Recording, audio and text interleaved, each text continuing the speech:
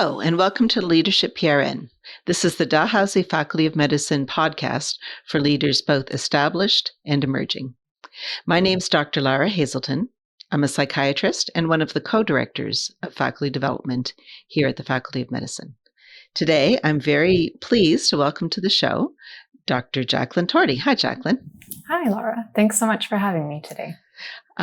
Really pleased that you're here today. We've met each other through some conferences where I've heard you speak, and you've done some presentations for us in our Emerging Leaders course that we offer in the Faculty of Medicine. Tell us about yourself and your interest in medical leadership. Absolutely. So hello, everyone. My name is Jacqueline Torti. I am an assistant professor in the Department of Medicine in the Schulich School of Medicine and Dentistry. And I have a cross appointment in the Faculty of Education at Western University. I'm also a scientist at the Center for Education, Research, and Innovation, also known as CERI, which is part of the Schulich School of Medicine and Dentistry at Western. So CERI is this excellent interdisciplinary medical education research center, and this is where I get to pursue my passion for leadership research and scholarship. So I can tell you a little bit about me and my interest in leadership. I've always had an interest in leadership and knew that I wanted to either serve in leadership roles or conduct research in the landscape of leadership space. And along this journey, I've been very fortunate to embrace various leadership roles during my education and early academic pursuits. So for example, I was very privileged and honored to be elected as valedictorian of my undergraduate class. I was also really grateful for the experience I had serving as president of my school's graduate student association for several years. And I often took on the role of a student representative on several academic and faculty committees during my doctoral work. And I really enjoyed serving in these roles. It was such a fantastic opportunity to network, to meet new people, and to really bring together the collective student voice and try to push and advocate for meaningful change. I enjoyed the people and work, and of course, there's always the politics, but I even enjoyed learning about how to navigate all of that. However, my true interest in research and passion for leadership came about after my PhD when I started conducting medical education research at Western. I really didn't realize how narrow my view of leadership really was. My interests and focus were largely positional in nature. It was really about serving in these various leadership roles, having a seat at the table, so to speak. And don't get me wrong, this part of service is a very important part of leadership. And I'm so incredibly grateful for how much I learned from the experience. But that was just one component of leadership. And what I realized I was really missing was this notion of dispositional leadership. And this understanding changed how I view and approach leadership both personally and professionally, and has really become this newfound passion of mine. So the disposition to lead is really kind of this innate ability to lead, regardless of a leadership position that you're in. It's really about who we are as individuals, the kinds of values that we hold, and how we enact those values in practice. And this definition and thinking about leadership was really more aligned with who I was as an individual, but also the type of person that I wanted to become. So holding these different leadership positions was really such a point of privilege and power. But I realized there's so many influential leaders out there that have never had a title or a specific role, but they really stand out as leaders because of as who they are as an individual, how they interact and influence the people that they work with and the organizations they work within.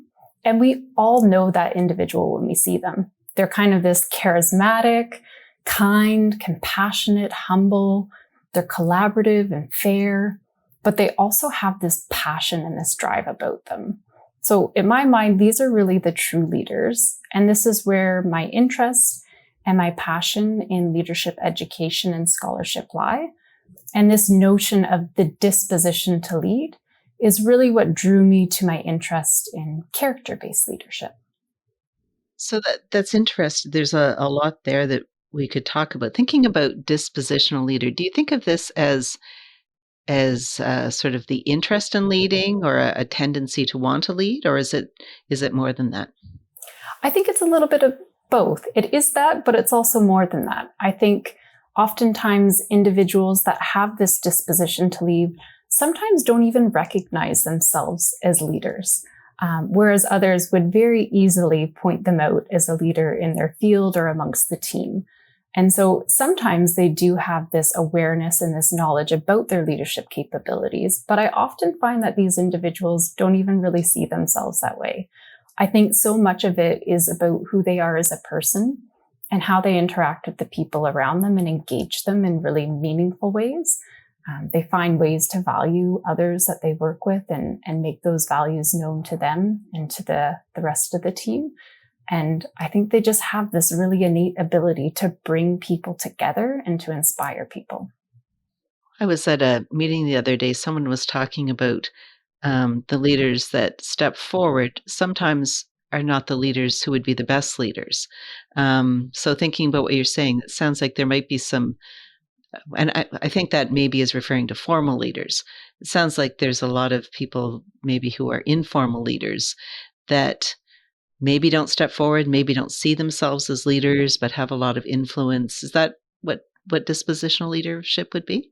Yeah, exactly that. There are a lot of people who hold leadership positions who are amazing leaders, but I think we also are aware of several people who hold leadership positions, but maybe aren't necessarily have the best approach about them. And so this disposition to lead is really that you don't need a title or a role to be a leader. That leadership is much more about who you are and how you interact with those around you. And that really shapes how people see you. And if you've got those innate qualities about you, people are going to really recognize and see you as a leader, regardless of your role within the team.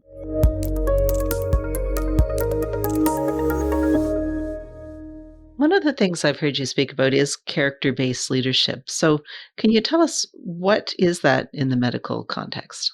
Absolutely. So this notion of character-based leadership actually came from the Ivy Business School at Western University.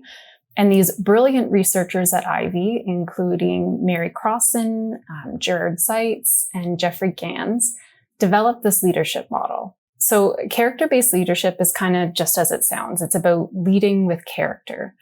And character-based leadership, as you can see, kind of goes hand in hand with this disposition to lead. So I'm sure you're aware within medical education and medicine, there's always a strong focus on developing and measuring competencies. We are very competency focused. And although competencies are important, looking at competencies alone, I think, can really limit our thinking.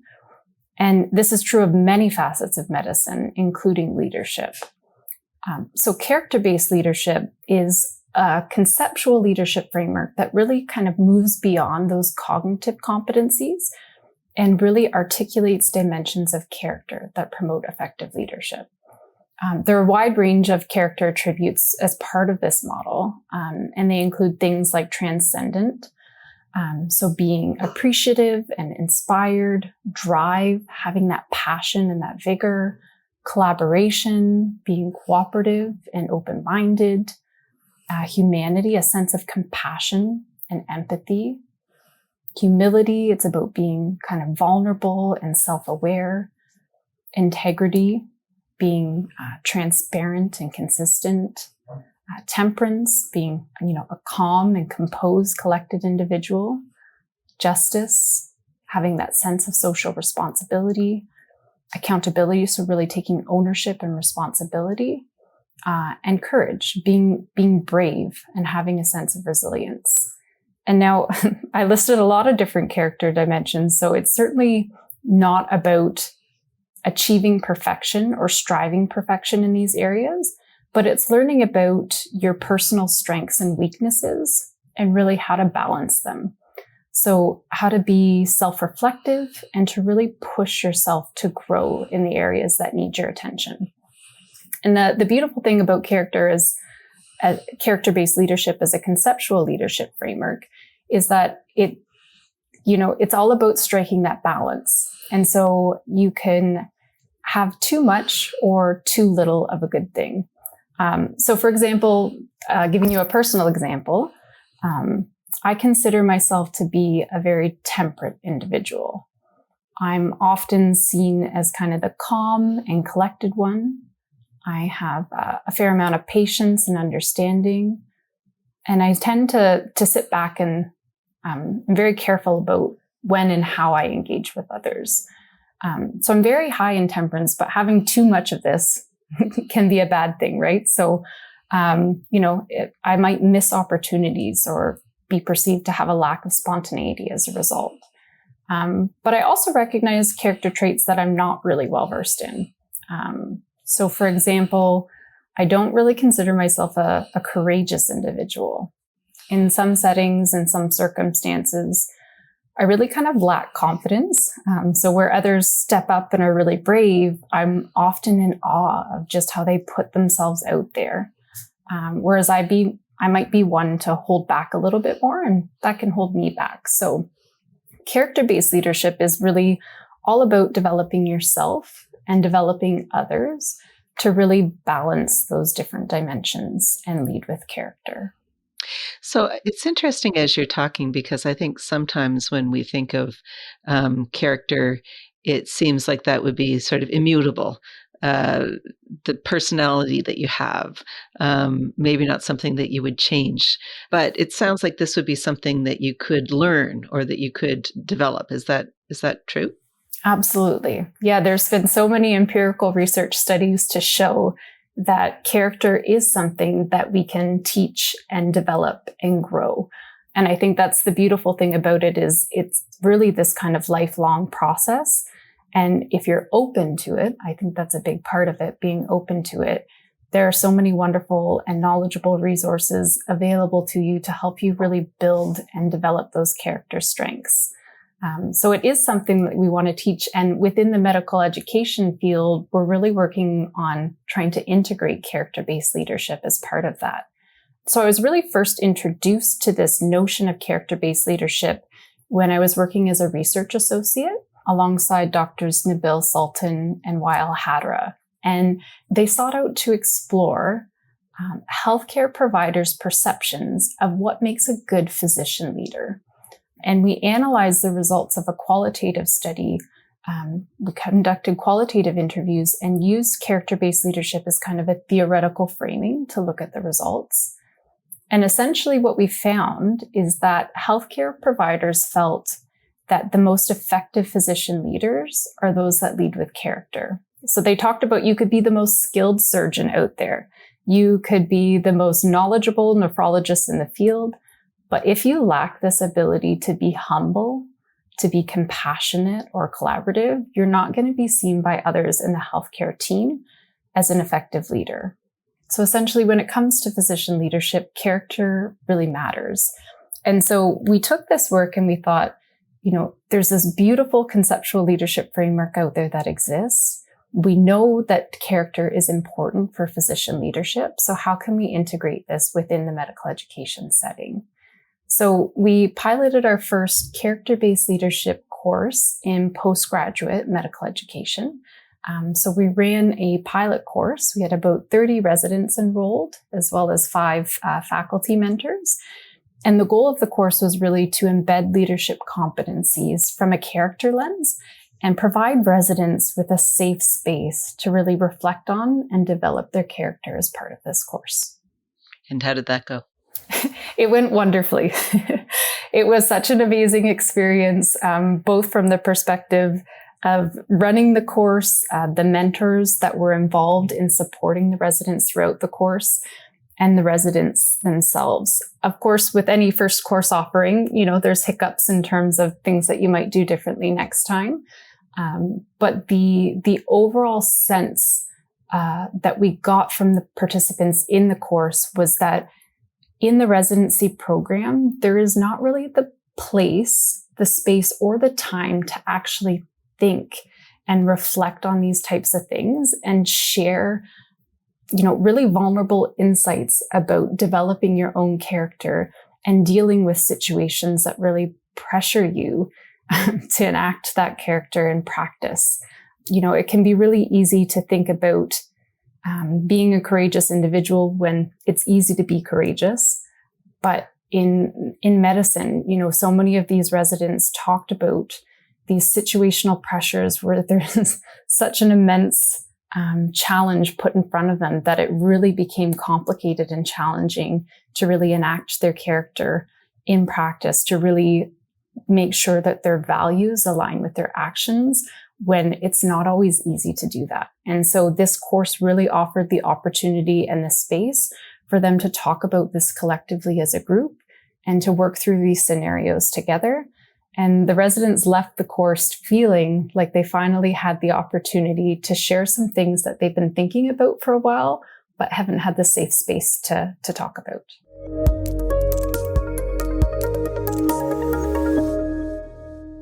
As you're talking, I'm thinking about the concept of authenticity or leader identity. And do you think that as people work on balancing or reflecting on their character, are they changing their identity, or are they aligning their actions more with their identity? What are your thoughts about that? It's a great question. And I think it's a little bit of both.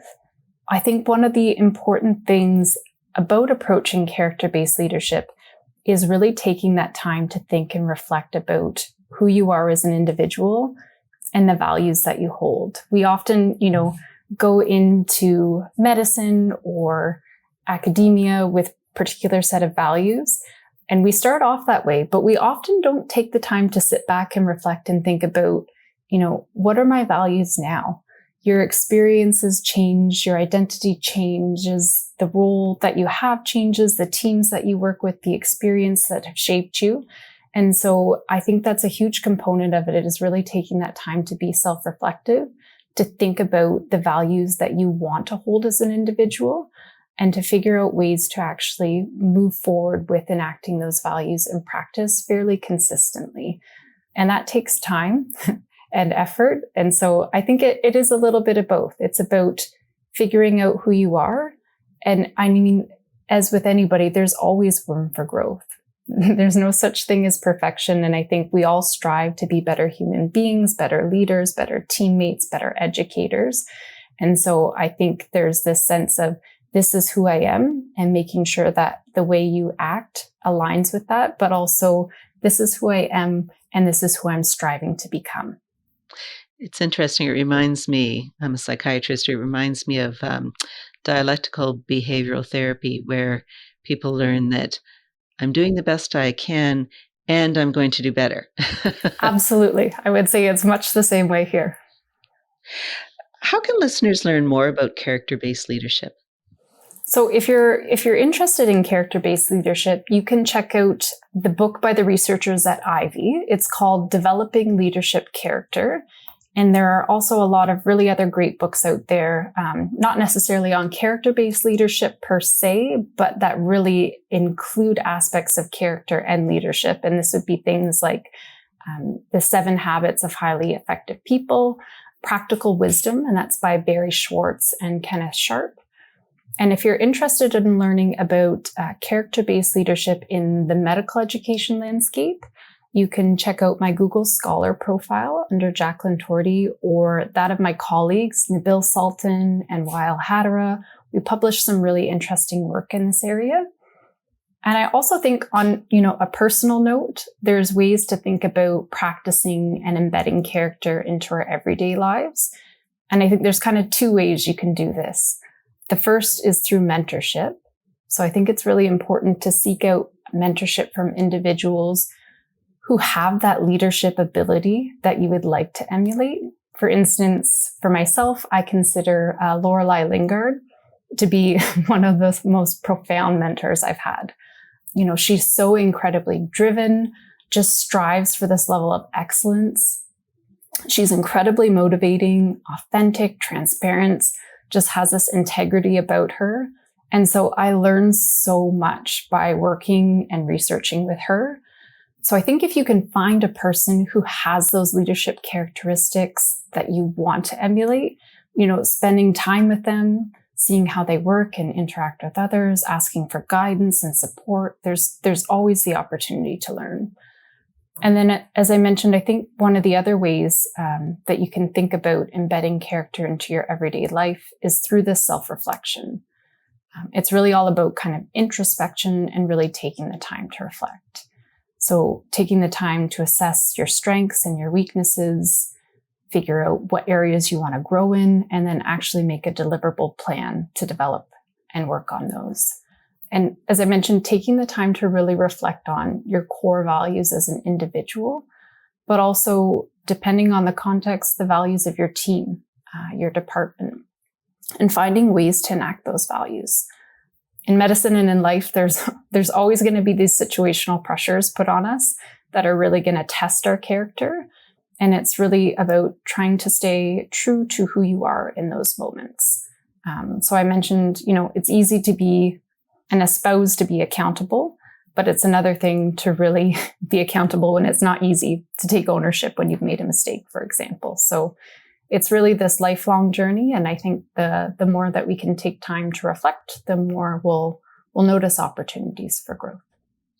We had a guest a couple of months back talking about coaching. And I think that some of this would be a good focus for coaching, as you say, identifying areas to work on, and then maybe working with a coach on building one's skills and knowledge of oneself in those areas. Absolutely. I think maybe that's a future area of research, character coaching. Yeah, absolutely. Thank you very much for joining us here today. It's been very interesting to learn more about this and to think about how our leaders can incorporate some of the character-based principles into their own development. My pleasure. Thank you so much for the opportunity. And that's another episode of Leadership PRN. If you have a topic you'd like to hear me cover or someone you think I should speak to, feel free to reach out to me at lara.hazelton@dal.ca or lara.hazelton@nshealth.ca. Until next time, take care.